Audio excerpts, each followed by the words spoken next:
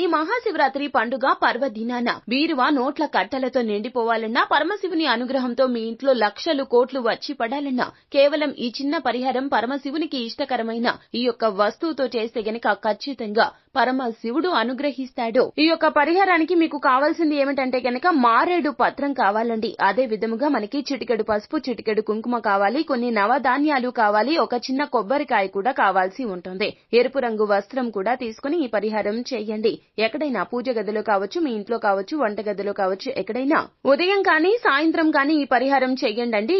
ఎరుపు రంగు వస్త్రాన్ని పరచండి, కొబ్బరికాయను ఉంచండి, కొన్ని నవధాన్యాలు వేయండి. ఆ తర్వాత మారేడు పత్రం ఎండినది అయినా పర్వాలేదండి తీసుకోండి. దాని మీద 3 ఆకుల మీద కూడా ఓం నమః శివాయ అని రాసుకోండి. ఆ తర్వాత మనం చిటికెడు పసుపు, చిటికెడు కుంకుమ వేసి ఈ ఎర్రని వస్త్రాన్ని చిన్న మూటలాగా కట్టుకుని దీపం ధూపం చూయించుకున్న తర్వాత బీరువాలో పెట్టుకోవాలి. ఇలా చేస్తే బీరువా